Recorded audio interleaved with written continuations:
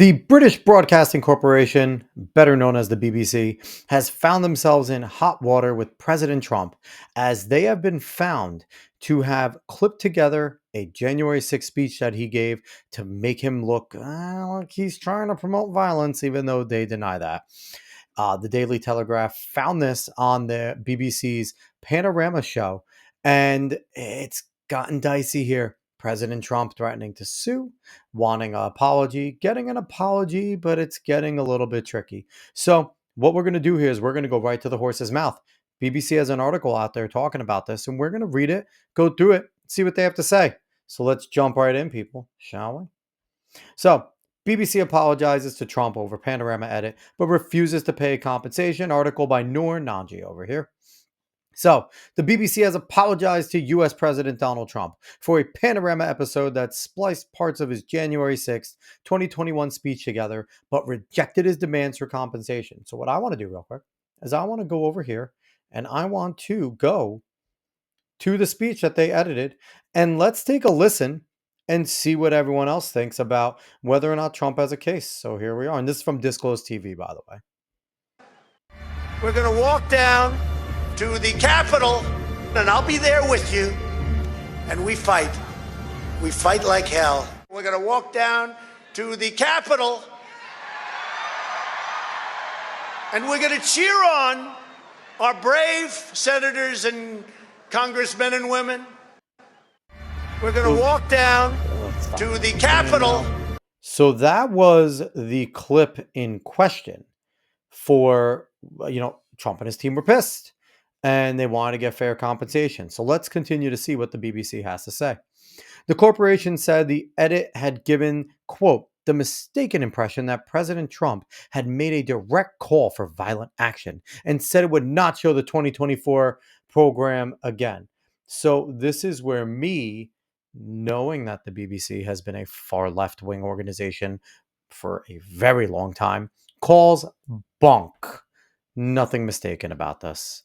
Happy they took it down, happy they got called out, but there's nothing mistaken about this. The journalism malpractice by the BBC has been widely and highly documented, and I'm happy that they're getting called out for it. Let's keep going and see what else they have to say for themselves. Lawyers for Trump have threatened to sue the BBC for 1,759,000,000, I guess euros over there, pounds, whatever it is, the pound. What do they have? $1 billion. That's all we care about. In damages, unless the corporation issues a retraction, which they did, apologizes, which they did, and here is the one that they are held up on, and compensates him, which they refuse to do. Culture Secretary Lisa Nandy told BBC Breakfast she was confident the corporation was, quote, gripping this with the seriousness that it demands, unquote, adding her role was to ensure, quote, the highest standards are upheld, unquote. Hey, Lisa, you've been failing for a really, really, really long time. Really long time, because you guys have sucked for a while. Let's keep going. But she also told BBC Radio 4s, which is hilarious. They're just kind of all circling around each other in there. It's all the BBC because it's state-run media, and that's their biggest thing there. So, but she also told BBC Radio 4's Today program that the BBC's editorial standards and guidelines were, quote, in some cases not robust enough, and in other cases not consistently applied, end quote. Adding that there would need to be people, quote, at a very senior level with a journalistic background, end quote. And I say to that we need to have people that want journalism to be the forefront again, because for too damn long, we have had activists parading as journalists. And here's the thing. I actually have no problem if a publication says we lean this way. That's not a big issue to me, to be quite honest. I appreciate that I know where your bias is.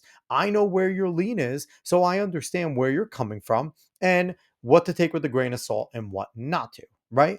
But then you have places like the BBC, like Reuters, like NPR, like CNN, like MSNBC, like Fox News, that all say we're trying to be straight and narrow, which is bunk. We all know it's bunk. It would be so much better if they all just came out and said, hey, we're rooting for this team.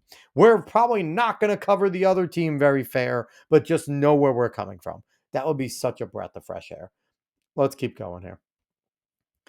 Political appointments to the corporation's board would be examined in the BBC's charter review. She said in response to a question asking if member Sir Robbie Gibb, a former political advisor to Theresa May, had overstepped his remit and weighed into politics. I mean, would you think that someone who's political would not put their finger on the politics side of what you're writing? Someone who was in politics on one side? God, I think that's pretty obvious. Let's keep rolling. Well, this was a matter for the board and its chairman, she said.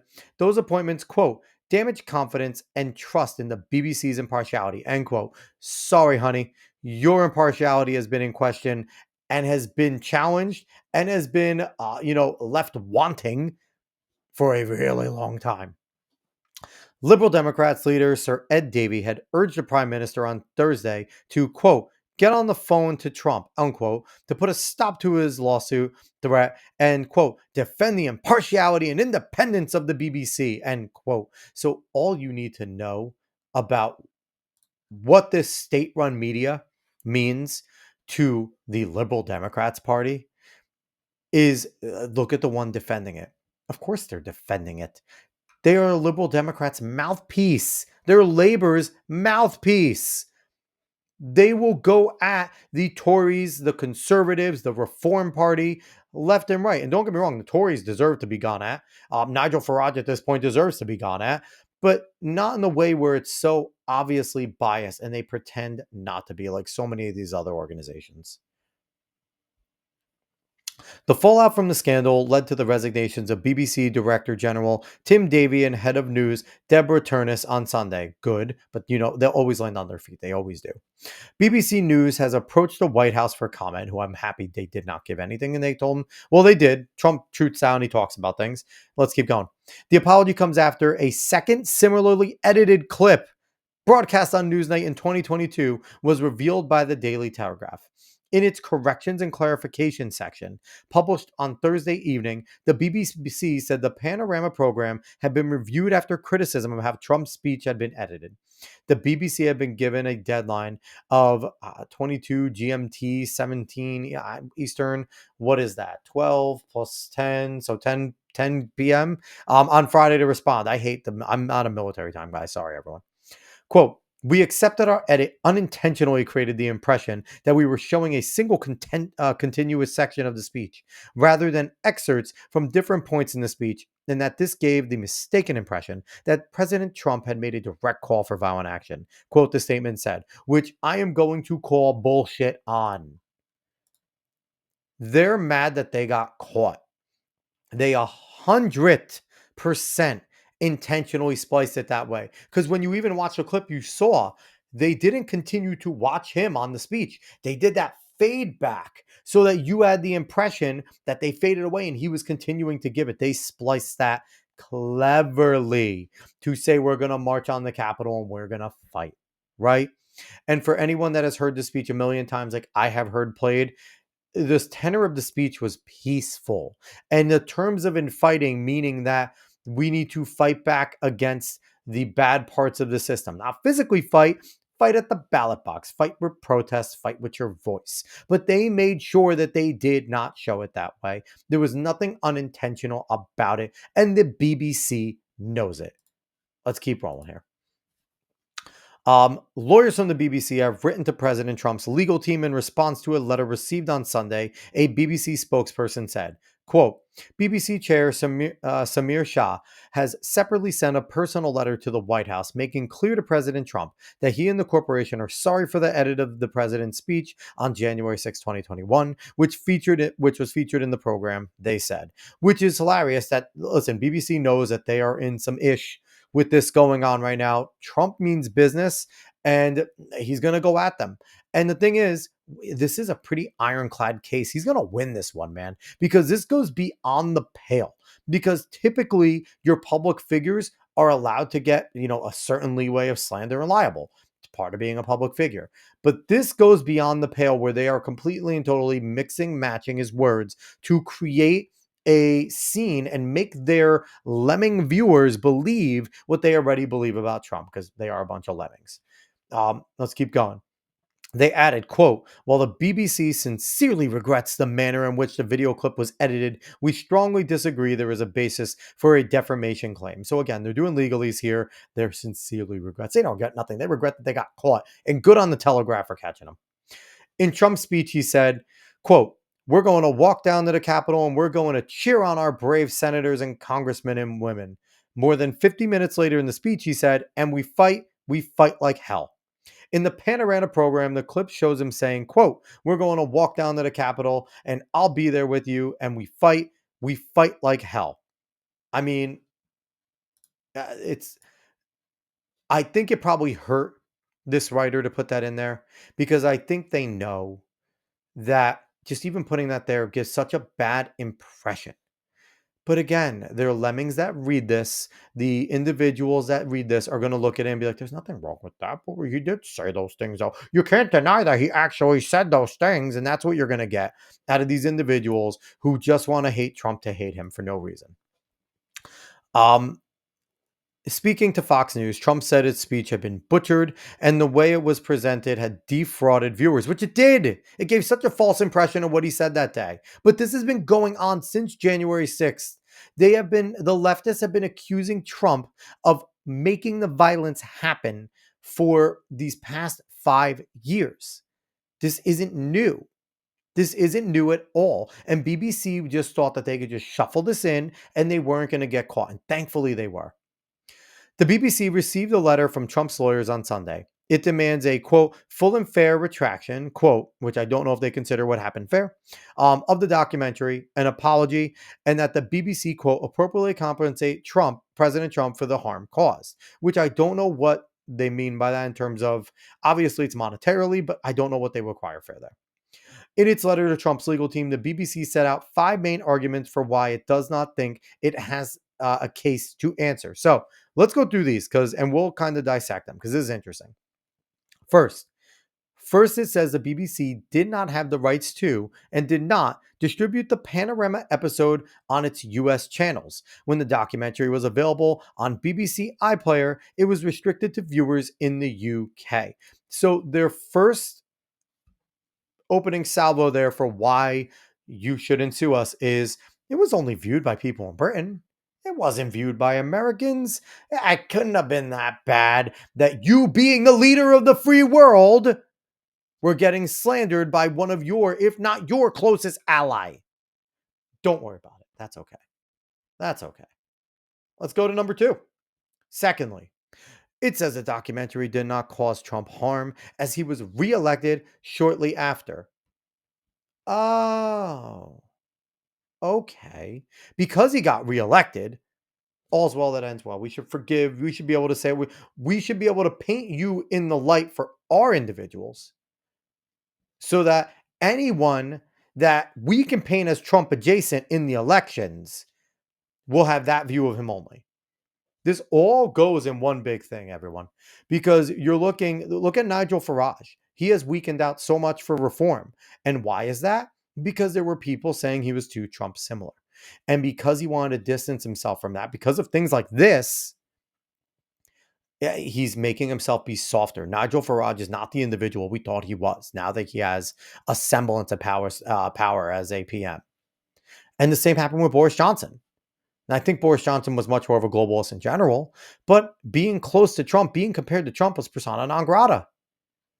And we saw the result with Boris. Boris was awful.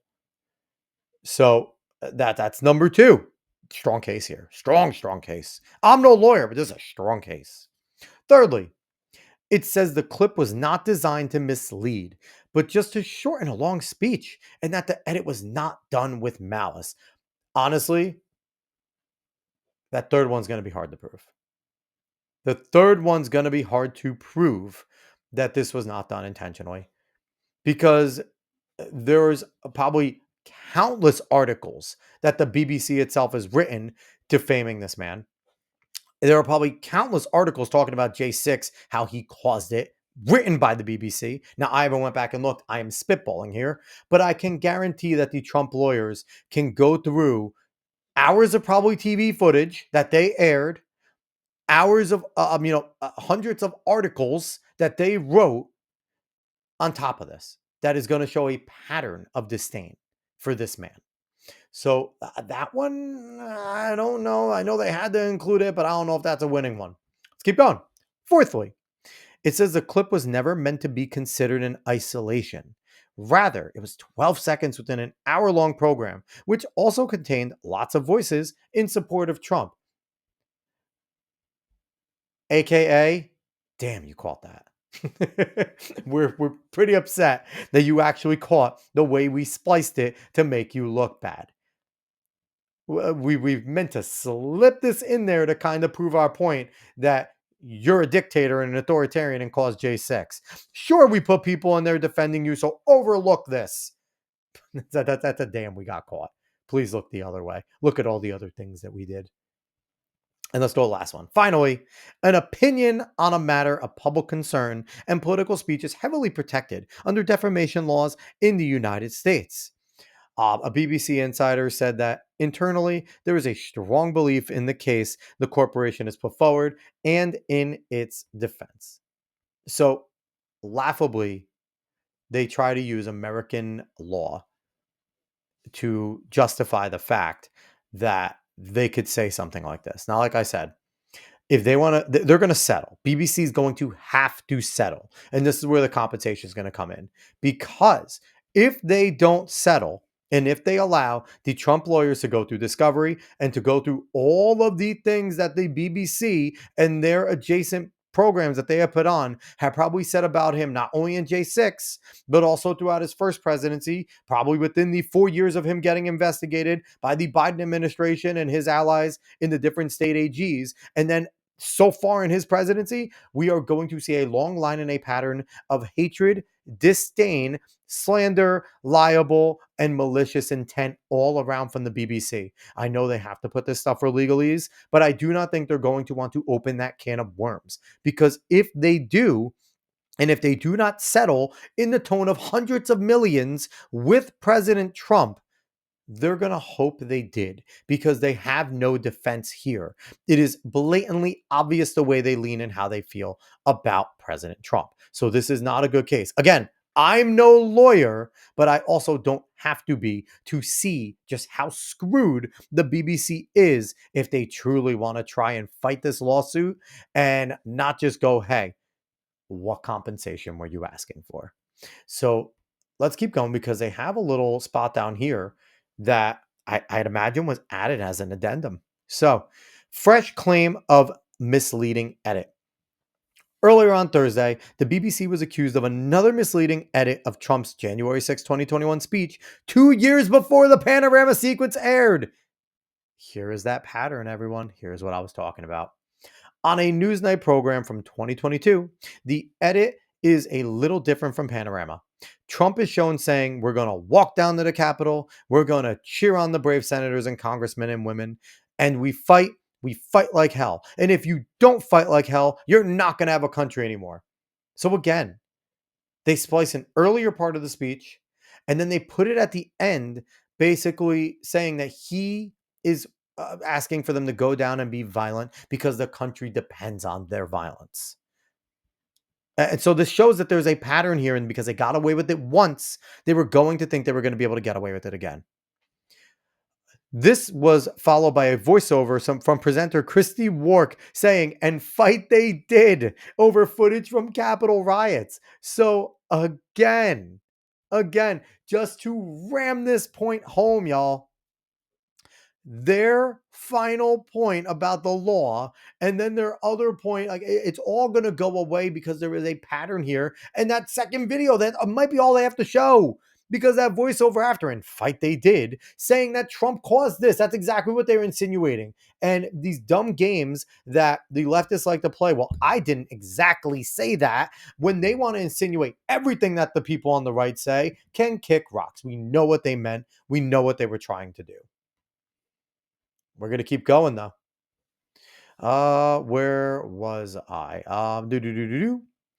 Responding to the clip on the same program, former White House Chief of Staff Mick Mulvaney, who quit a diplomatic post and became a critic of Trump after describing the January 6 riots as an attempted coup, said the video had spliced together Trump's speech. Quote, That line about we fight and fight like hell is actually later in the speech, and yet your video makes it look like those two things come together, end quote, he said. Now, I'm always curious when they add those little lines about he's became a Trump detractor and bringing that.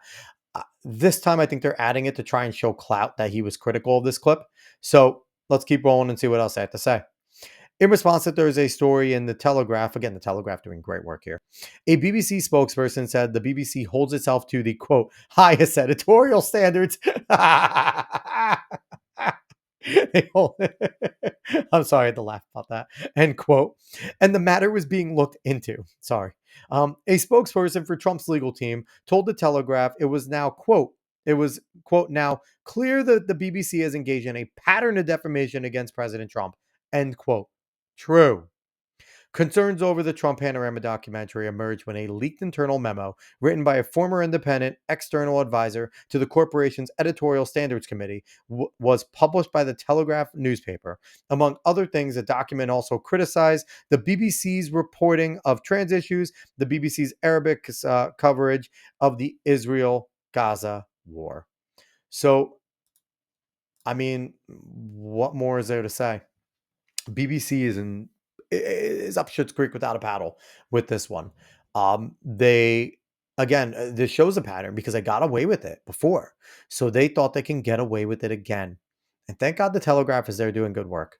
That they were able to catch both of these and able to now put BBC on the back foot. Trump has every right to sue. Trump should sue. Trump should demand $5 billion, like he initially said. And he should make the BBC have to pay. He should force them to have to pay because the BBC is going to look at everything they've done and go, and everything they've allowed to be on their networks, because understand, this isn't just coming down to the news and the way they speak about things. The BBC is such a big part of the media apparatus in Britain that it's the programs that they show are a part of what they represent. So there is going to be an undeniable pattern. I haven't seen all of it, right? I haven't watched it all, but just from knowing what I know about leftist media and how they've covered Donald Trump for the past decade, we are going to see a pattern of, like I said, just malicious intent and hate and defamation and libel. And it's just going to be a case where I think we're going to see a settlement in the hundreds of millions. If he goes to 5 billion, we might see $1 billion. The settlement is going to be steep. I hope Trump fully goes through and sues the BBC like he has been suing the other news networks. I know people don't like that because they're like, oh, you need freedom of the press. Yes, you do. I agree. You need freedom of the press. But the press has been shaping thought and shaping opinion for, God, forever. And the thing is, when they are shaping the opinion in only one way, in a dangerous way, in the way that, the French used the fourth estate, right? Like, they are known to be the propaganda arm.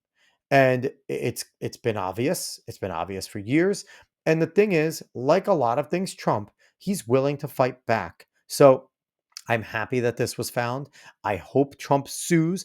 I hope they settle and that Trump can put hundreds of millions more, if not $1 billion, in his pocket. And maybe these corporations will, criticize, but do it in a fair way. You can disagree with President Trump. You could disagree with American policy. You could disagree with whatever you want. And you don't necessarily have to cover the other side fairly, right? You don't have to do that. But you can't defame. You can't be dishonest. You can't do lies by omission. All of those things are journalistic malpractice. And I think one of the only ways to get them gone is by doing these things. So this is going to be fun. I'm going to keep looking at it. The BBC may have just stepped in it right now, so we'll see what happens. So I thank you for watching the video. If you made it this long, I appreciate it.